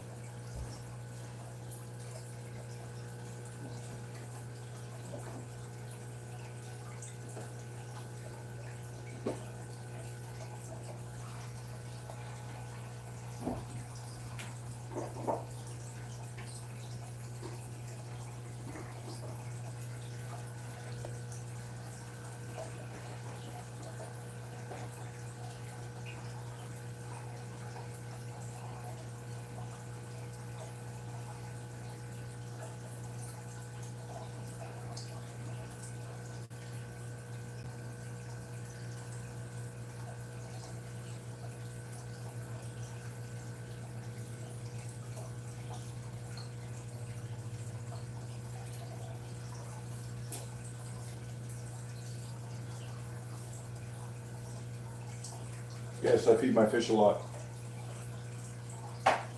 My discus anyway. My Oscar, no. My discus, yes.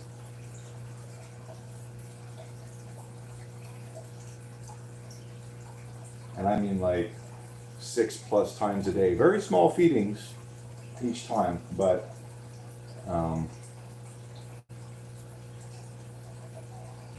try and get it, every 2 hours roughly.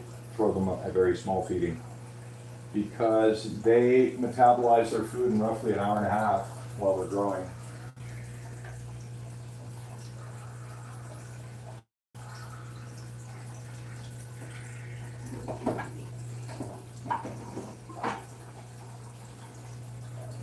Shut that off for a minute.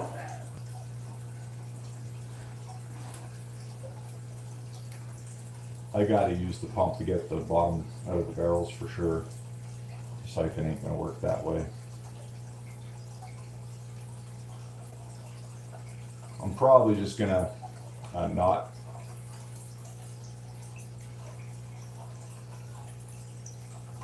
use the pump next time to fill the sump, because it takes too long otherwise. But I will slow siphon the tank. And I'll probably use 2 of those hoses at once to get the old water out of the tank, and then I'll just keep topping the sump up the way I'm doing it right now. I guess I'm going to adapt this in the future.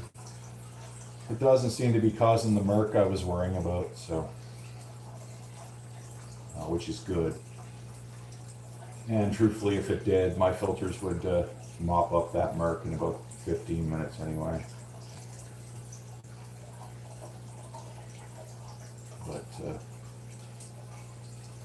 you always start something new with this overcautious approach, and then you adapt it to be more efficient when you realize things are going well. And that's what I do.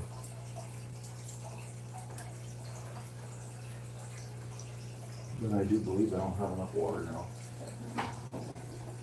Get some here though.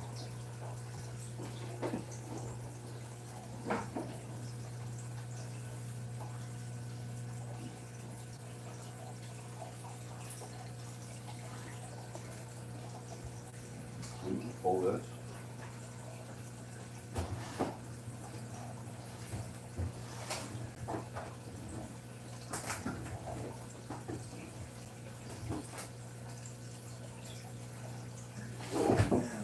Fresh air is actually starting to warm up today. Thank goodness.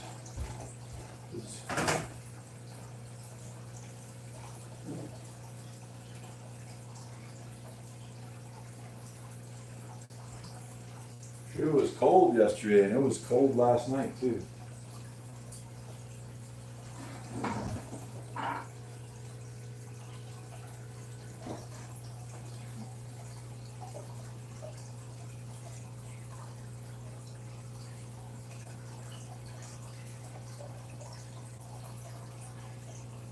Yeah, that's unfortunate.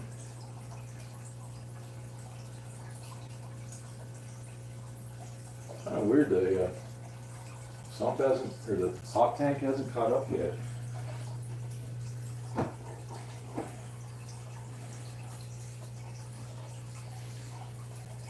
guess it was still draining through the window when the window was closed.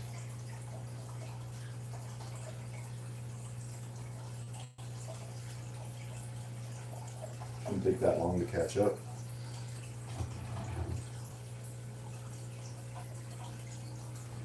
For a cigarette.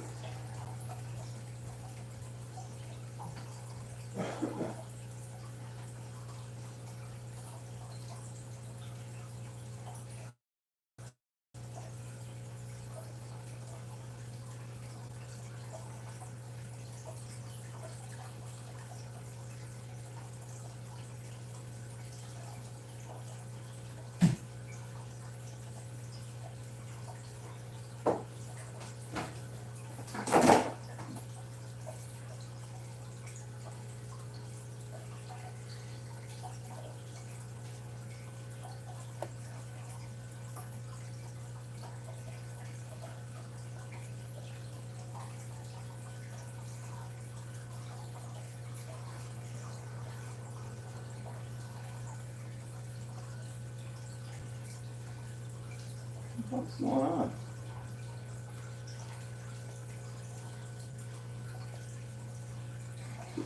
Back cycling? No. This other mix too.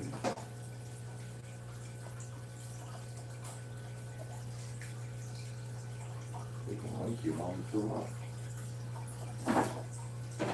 I should restart it myself.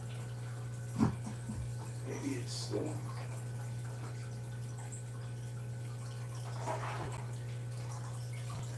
Sometimes the flow rate can slow down on those things when you restart them and then they're, yeah, it looks faster now.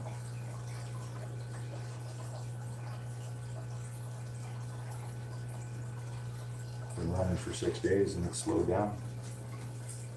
I normally don't run it 6 days in a row. And I reset it more often than I have, and it's slowed down. I'll have to keep an eye on that. That's not a good thing. I guess it's getting old. Maybe I'll buy a new pump for down there.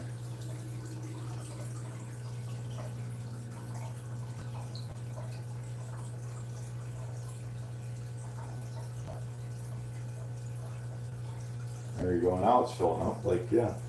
Why is that taking so long? Doesn't make sense.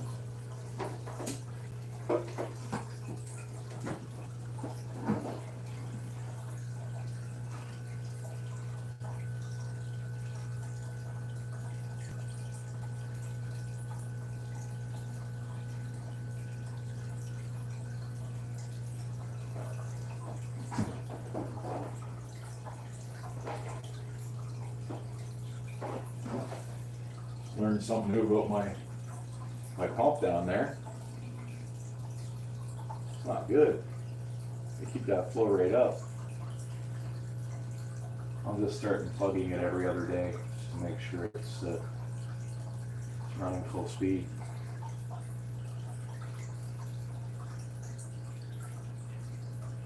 Yeah, I don't know. Maybe they just slow down when you run them after a while, but I think it must be getting old.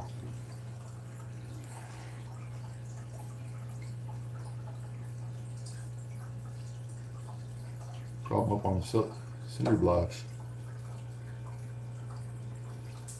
Yeah, you're right, actually. It's a good idea. Cinder blocks. I gotta get some of those, but it won't be hard. I'll just see, I need some, probably about 6 to 8 for each one, and I could bring it right up to the light height. And yeah, that'd speed up the process. You're right. Good thinking, good thinking.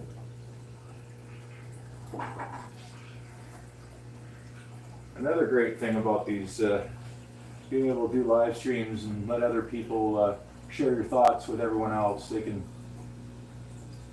throw solutions at you. You throw me 2 awesome solutions today that I wouldn't have otherwise thought of myself. So, thank you for that. We have drained the barrels. The tank's full and the sump's only that much lower than I'd like it, so we're in good shape. We're in good shape. And that means I've changed out between 100 and 120 gallons of water. Roughly speaking. And I know because I was constantly mixing it while I was changing it, it's probably less than that too, but I don't know, what do you think my percentage would be doing it this way? What percentage water change would you call that? There's 120 gallons in the system and there's 120 gallons in the barrel, and I was draining while I was filling. I wouldn't call it 100%.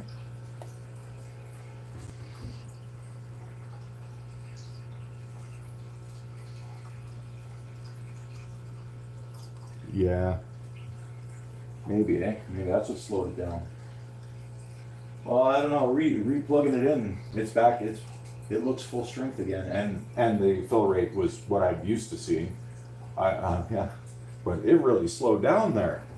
That's something to keep an eye on because that's a big part of my filtration as well, right?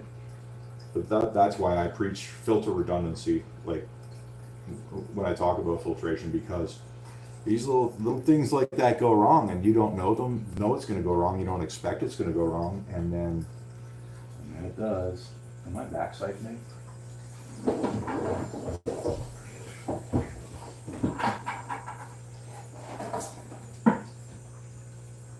No, I just need more water.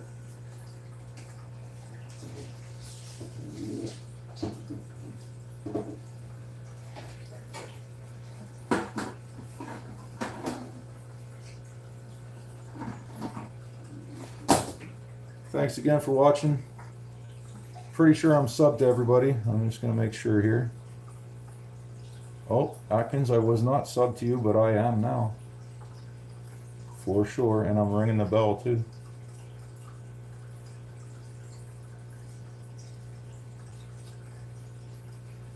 And I do believe I've got everyone else. Everyone else subbed in, and everyone's gonna give them mod status. So thank you again for showing up.